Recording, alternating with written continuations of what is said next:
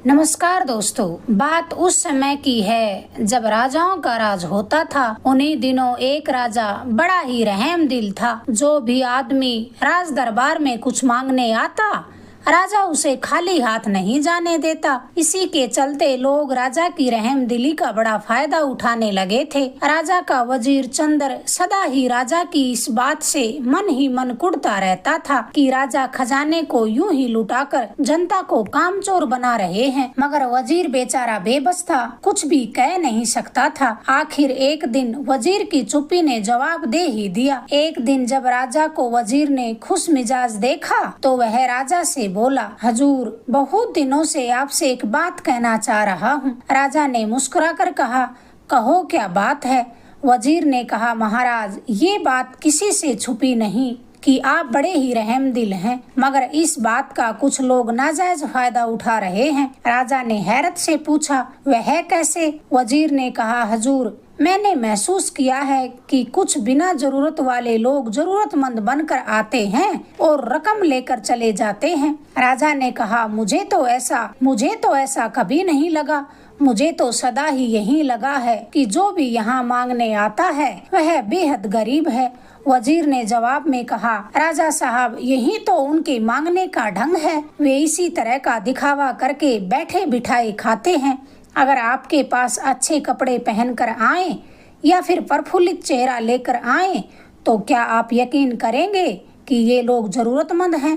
राजा ने जवाब में कहा, नहीं। तब वजीर ने कहा, सच में जो लोग गरीब हैं, जिन्हें धन की जरूरत है, वे तो आ ही नहीं रहे हैं। वे ना तो किसी से शिकायत करते हैं और ना ही किसी से कोई सवाल करते हैं, यहाँ तक कि भूखे भी सो जाते हैं। राजा ने प्रश्न किया कि मुझे इसका सबूत चाहिए। वजीर उस समय चुप हो गया, क्योंकि इसी समय उसके पास कोई सबूत नहीं था। खैर, बात वहीं खत्म हो गई। मगर राजा के मामूल में कोई फर्क नहीं आया। वह ऐसे ही प्रतिदिन दरबार में मांगने वालों की मांग पूरी करता रहता। राजा की रियाया में एक जुलाहा और उसकी घरवाली भी रहते थे। वे भी कभी कभी गरीबी का ढोंग रचकर दरबार में आते और राजा से कुछ न कुछ जरूर ले जाते थे। कपड़े तो सदा उनके फटे पुराने होते थे, मगर उनकी सेहत बड़ी ही अच्छी थी। अब ये बात वजीर की समझ में आ गई कि ये दोनों पति पत्नी लालची हैं, जरूरतमंद नहीं। अब वजीर ने उन्हें आजमाने की एक युक्ति सोची। वजीर ने राजा से कहा, महाराज, आप मुझे अनुमति दें तो क्या मैं कुछ कह सकता हूँ। राजा ने कहा, क्यों नहीं, फौरन बताओ। वजीर ने कहा, हजूर, आपके पास अक्सर ये जुलाहा और उसकी घरवाली कुछ न कुछ मांगने आते हैं। मेरी समझ में ये जरूरतमंद नहीं है, ये धन के लालची आदमी हैं। आप उन्हें आजमा कर देख सकते हैं। कैसे आजमाया जाए, राजा ने पूछा। वजीर ने कहा, आप 3 देगें रुपयों से भरकर उन्हें दे दीजिए। 2 देगें तो पूरी तरह भर दीजिए और तीसरी देग आधी ही रहने दीजिए। आप देखना कि उनकी हालत फिर भी वैसी ही रहेगी। राजा को ताज्जुब तो हुआ, लेकिन उसे वजीर की सलाह पसंद भी आ गई। फिर कहने लगा, अच्छा तो ठीक है, जैसा तुम्हारा दिल करे वह करो।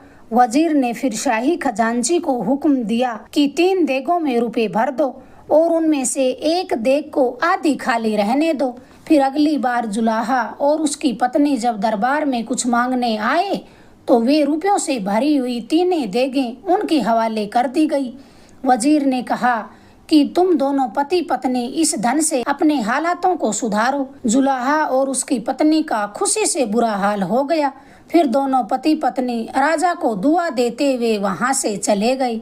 वजीर ने भी कुछ लोगों को जुलाहा और उसकी पत्नी की निगरानी पर रख दिया ताकि उनकी दिनचर्या का पता लग सके। जुलाहे और उसकी पत्नी ने खुशी खुशी अपने घर पहुंचकर 3 देगें एक कोठरी में छिपा कर रख दी। फिर दोनों सलाह मशवरा करने लगे कि इस तीसरी देग को रुपयों पैसों से किस तरह भरा जाए। फिर दोनों पति पत्नी पहले से भी बुरे और फटे हाल में रहने लगे। हर समय उन्हें यही धुन लगी रहती कि इस तीसरी देग को किस तरह से भरा जाए। मगर देग तो बहुत बड़ी थी, इतनी आसानी से वह भरने वाली नहीं थी। दोनों की हालत निरंतर खराब होने लगी। कुछ ही दोनों में बेचारे सूख कर कांटा हो गए। वजीर को उनके सब हालातों को पता था। एक दिन उसने राजा से कहा, महाराज, आप जुलाहे और उसकी पत्नी को बुलाएं और उनकी हालत तो देखें, वे अब पहले से भी बदतर हो गए हैं। अगले रोज दोनों को राज दरबार में बुलाया गया।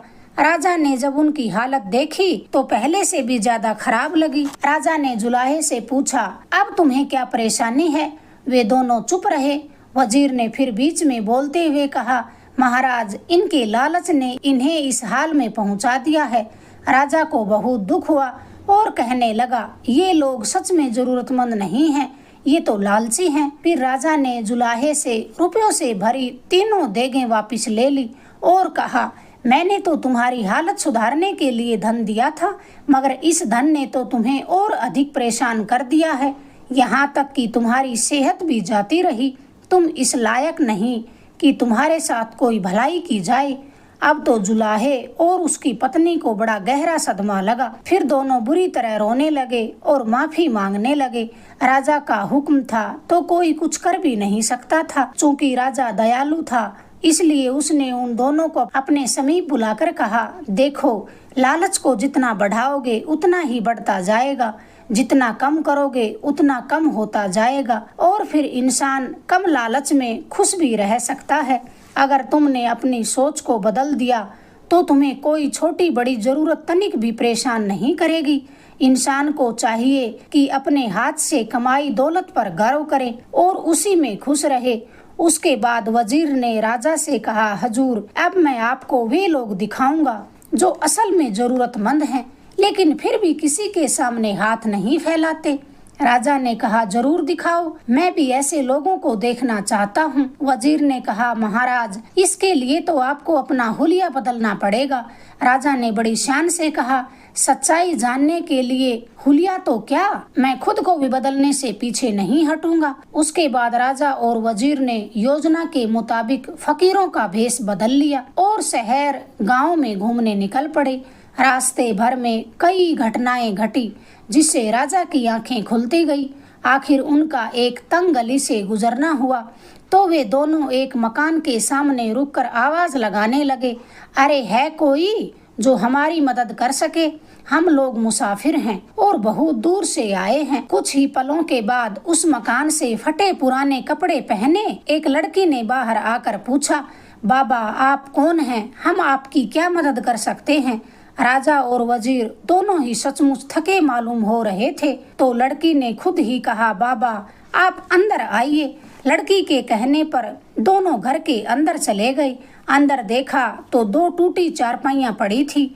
जमीन पर रंग बिरंगे कागज बिखरे हुए थे। 2 लड़कियां और एक औरत कागजों के हार और फूल बना रही थी। एक लड़की ने राजा और वजीर जो फकीर बने हुए थे उन दोनों को पानी पिलाया। फिर दाल रोटी लाकर उनके सामने रखकर कहा, इस समय तो बाबा यही खाने को है, आपको इसी से काम चलाना पड़ेगा। दोनों खाना खाने लगे।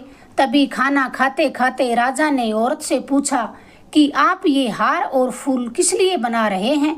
औरत ने जवाब दिया, बाबा, यही हमारी रोजी रोटी है। मेरे मालिक अब इस दुनिया में नहीं रहे तो हम माँ बेटियां घर का काम खत्म करके रात दिन इन कागजों के हार और फूल बनाती हैं।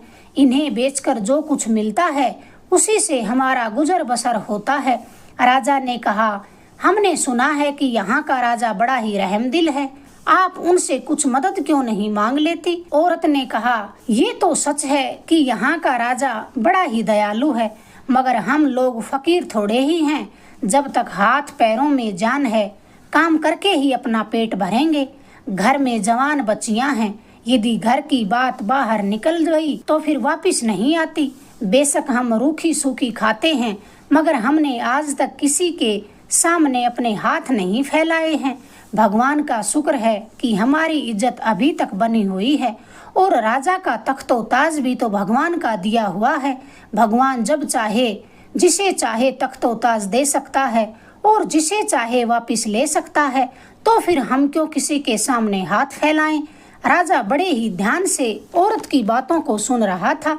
फिर कहने लगा, अगर तुम राजा से खामोशी से मदद मांगो तो मुझे भरोसा है वे तुम्हारी मदद जरूर करेंगे। और वे किसी से इस बारे में जिक्र भी नहीं करेंगे। औरत कहने लगी, बाबा हमारी इज्जत ये गंवारा नहीं करती, हम अपनी झोली क्यों फैलाएं?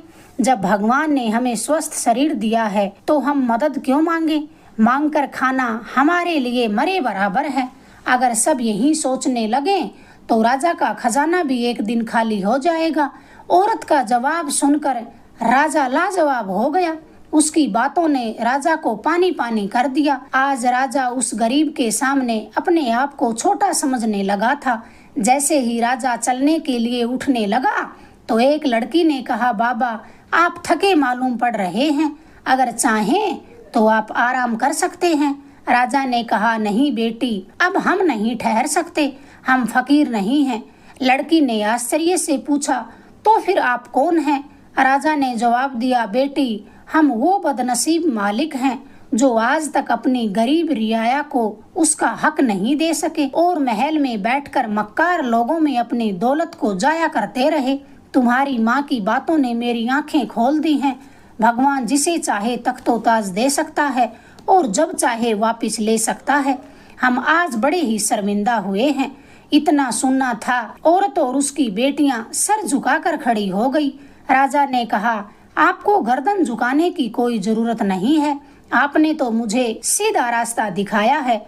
इतना कहकर राजा ने लड़कियों के सिर पर हाथ फेरा और वहां से चले गए।